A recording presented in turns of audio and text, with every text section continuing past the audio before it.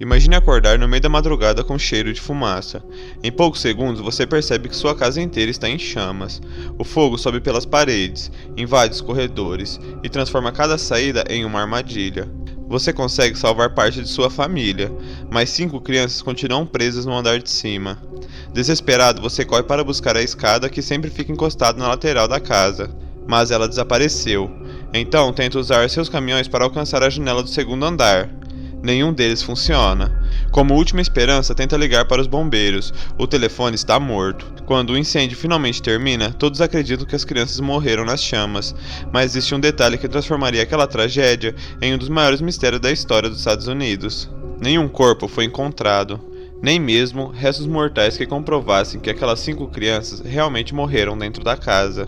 Mais de 80 anos depois, investigadores, jornalistas e milhares de pessoas ainda fazem a mesma pergunta: o que realmente aconteceu com as 5 crianças? Essa é a história dos Sodder Children, e este é mais um Arquivo Perdido.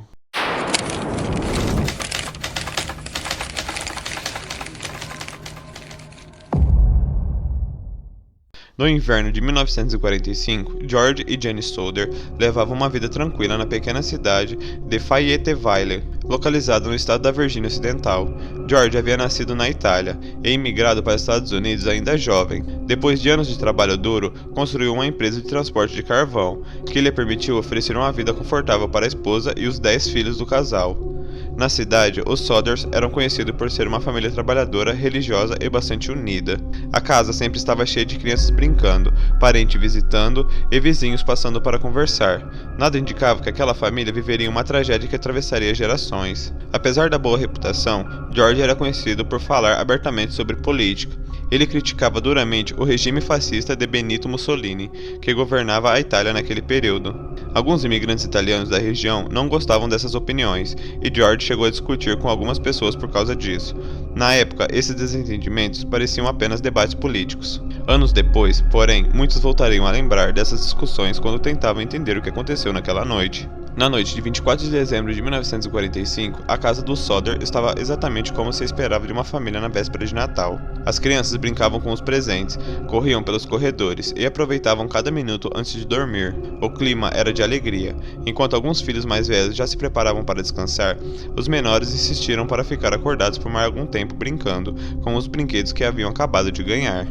Jenny concordou, afinal era Natal.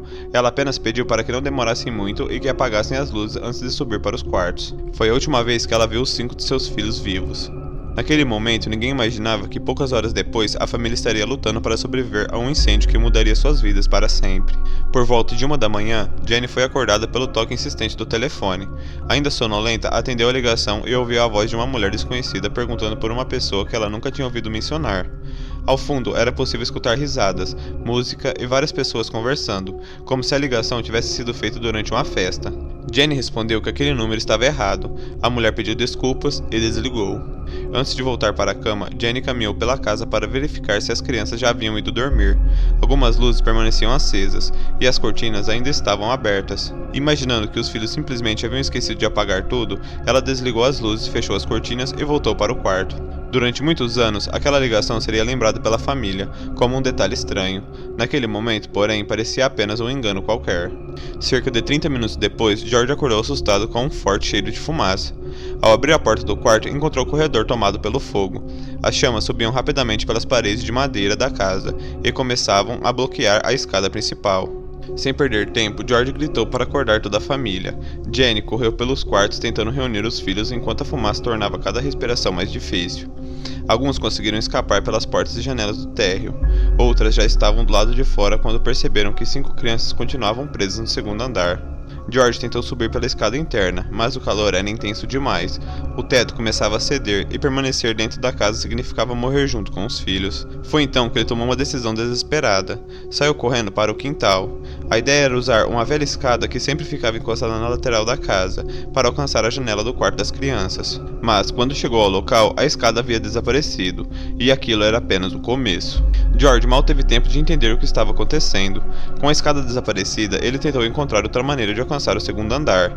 A única alternativa era usar um de seus caminhões de trabalho. A ideia era simples: estacionar o veículo ao lado da casa, subir sobre a cabine e alcançar a janela onde os filhos estavam presos. Era um plano que certamente funcionaria, se os caminhões ligassem. George correu até o primeiro veículo, girou a chave e nada aconteceu. Tentou novamente, o motor sequer deu sinal de partida. Sem perder tempo, correu para o segundo caminhão. O resultado foi exatamente o mesmo. Os dois veículos haviam sido utilizados normalmente no dia anterior. Nunca apresentaram problemas mecânicos, mas justamente naquela madrugada, os dois simplesmente se recusaram a funcionar. Enquanto isso, as chamas consumiam rapidamente toda a residência. George ainda tentou subir pelas paredes da casa, mas o calor era intenso demais. Em poucos minutos, o telhado começou a desabar. Diante dos olhos da família, a única esperança de salvar as 5 crianças desaparecia junto com a estrutura da casa. Sem conseguir entrar novamente na residência, Jenny tentou fazer o que qualquer pessoa faria naquela situação. Ela correu até o telefone para pedir ajuda aos bombeiros, mas a linha estava completamente muda. Nenhum sinal, nenhuma ligação, nada. Sem outra alternativa, os Solders começaram a gritar por socorro enquanto os vizinhos acordavam assustados com o incêndio.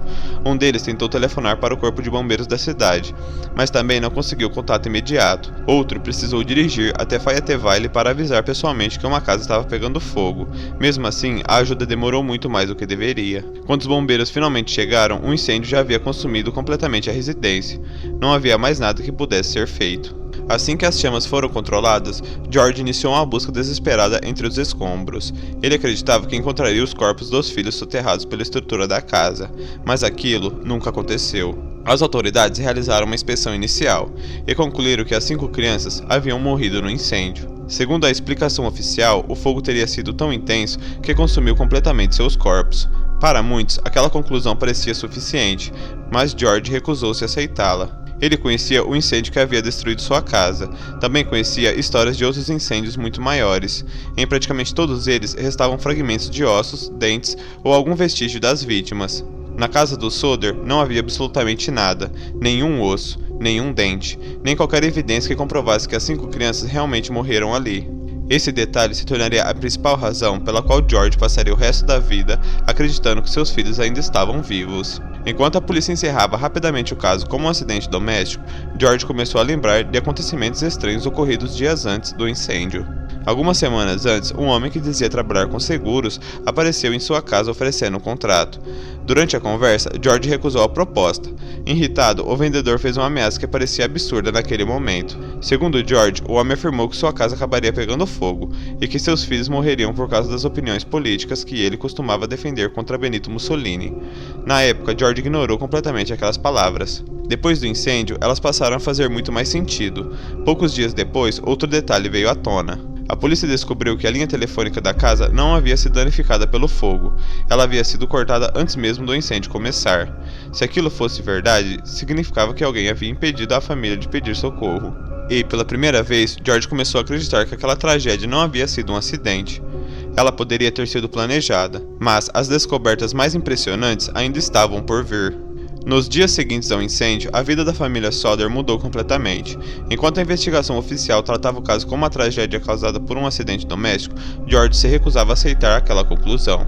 Quanto mais analisava o que havia acontecido naquela madrugada, mais acreditava que as peças daquele quebra-cabeça simplesmente não se encaixavam. O primeiro detalhe era a ausência de restos mortais. A explicação das autoridades dizia que o calor das chamas havia sido suficiente para consumir completamente o corpo das 5 crianças. George, porém, começou a pesquisar incêndios semelhantes e conversou com pessoas que trabalhavam em crematórios e funerárias. Descobriu que, mesmo em temperaturas muito superiores às atingidas por um incêndio residencial, normalmente permaneciam fragmentos de ossos e dentes.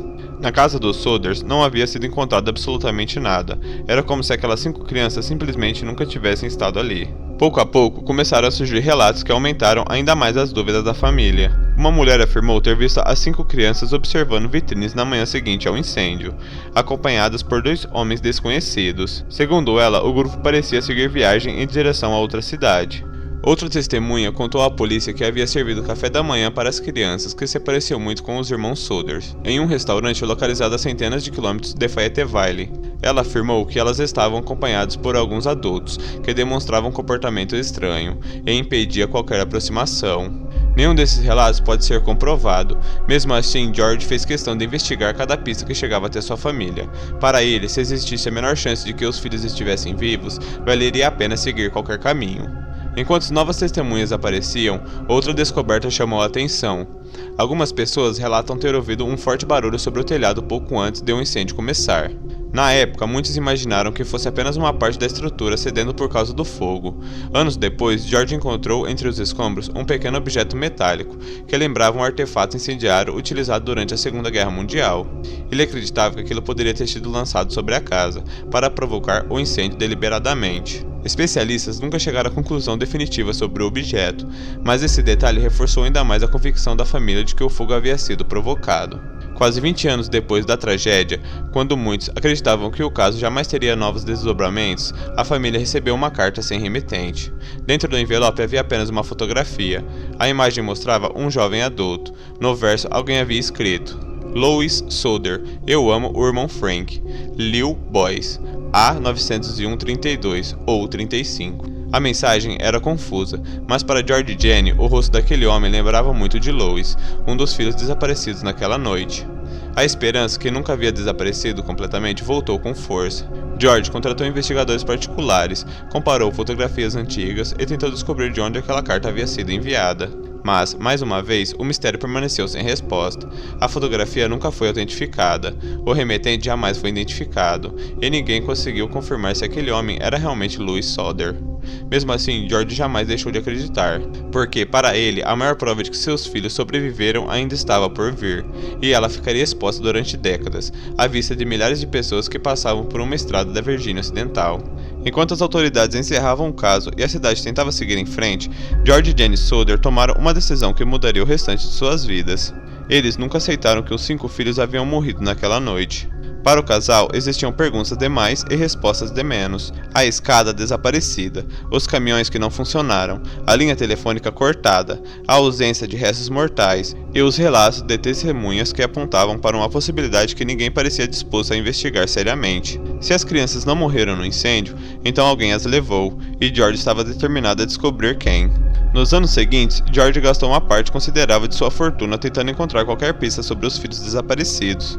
A iniciativa mais marcante foi um enorme outdoor instalado às margens de uma rodovia movimentada da Virgínia Ocidental. No painel apareciam as fotografias das 5 crianças desaparecidas, acompanhadas de uma mensagem oferecendo uma grande recompensa por qualquer informação que pudesse ajudá-los a descobrir o paradeiro dos filhos. Durante décadas, milhares de motoristas passaram diariamente por aquele cartaz.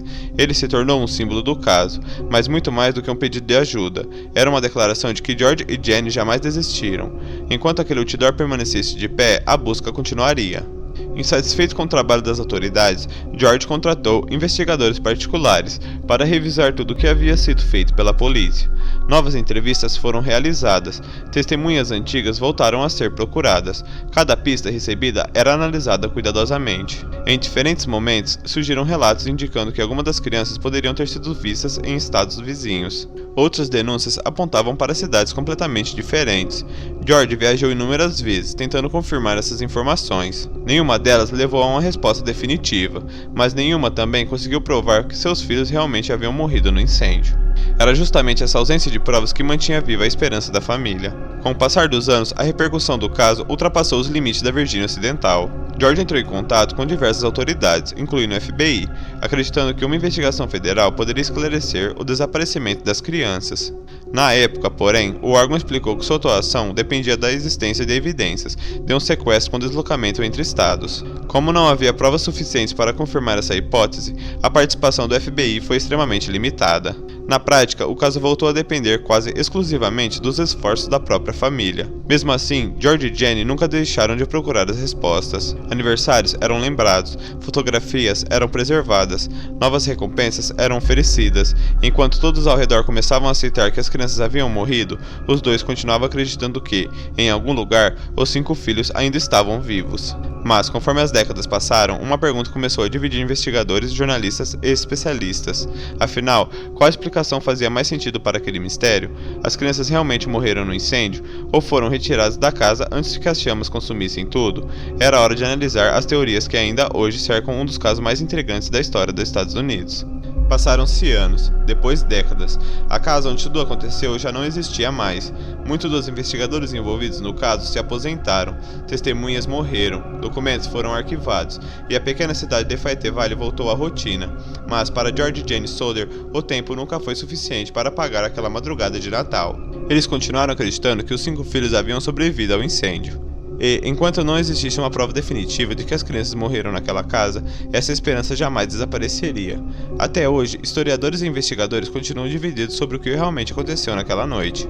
A explicação oficial sempre foi a mais simples. Segundo as autoridades, o incêndio teria sido provocado por uma falha elétrica, e as 5 crianças morreram antes que qualquer tentativa de resgate pudesse alcançá-las. Com o calor intenso das chamas e o desabamento da estrutura, os corpos teriam sido destruídos, a ponto de praticamente não restarem vestígios identificáveis.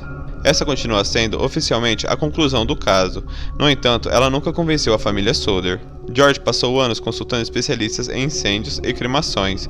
Descobriu que, mesmo em temperaturas muito superiores às de um incêndio residencial, normalmente permanecem fragmentos de ossos e dentes. Além disso, muitos objetos metálicos encontrados na casa sobreviveram ao fogo, levantando ainda mais dúvidas sobre a ausência completa de restos humanos. Esses questionamentos jamais receberam uma resposta definitiva. A segunda hipótese é a que transformou esse caso em um dos maiores mistérios dos Estados Unidos. E se as crianças nunca estiveram dentro da casa quando ela foi completamente consumida pelas chamas? Os defensores dessa teoria apontaram uma sequência impressionante de acontecimentos. A escada desapareceu exatamente na noite do incêndio. Os 2 caminhões da família deixaram de funcionar ao mesmo tempo. A linha telefônica havia sido cortada antes do fogo começar. Diversas testemunhas afirmaram ter visto crianças parecidas com os irmãos Soder em outras cidades nos dias seguintes.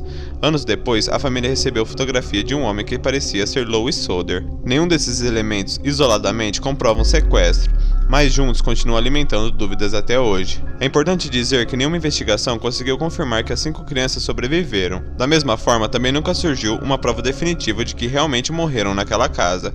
É justamente esse vazio de respostas que mantém o caso vivo até hoje. George Soder morreu em 1969.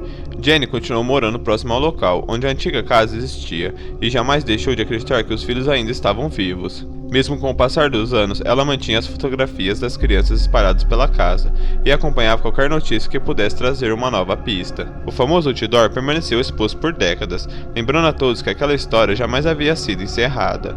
Mais de 80 anos se passaram desde a madrugada de 24 de dezembro de 1945. 5 crianças desapareceram, nenhuma delas foi oficialmente encontrada, e a pergunta permanece exatamente a mesma: o que realmente aconteceu com as crianças dos Soders? Será que morreram no incêndio? Como concluiu a investigação oficial? Será que foram retiradas da casa antes que as chamas consumissem tudo? Ou existe uma terceira explicação que nunca chegou ao conhecimento policial? Talvez a resposta tenha desaparecido naquela noite de Natal, ou talvez alguém tenha levado esse segredo para o túmulo. Agora eu quero saber a sua opinião. Você acredita que as crianças morreram no incêndio? Ou acha que toda aquela sequência de acontecimentos aponta para um sequestro cuidadosamente planejado? Deixe suas teorias aqui nos comentários. E se você gosta de mistérios reais, investigações sem solução e histórias que desafiam qualquer explicação, inscreva-se no canal, porque alguns casos nunca encontram respostas. E este foi mais um Arquivo Perdido.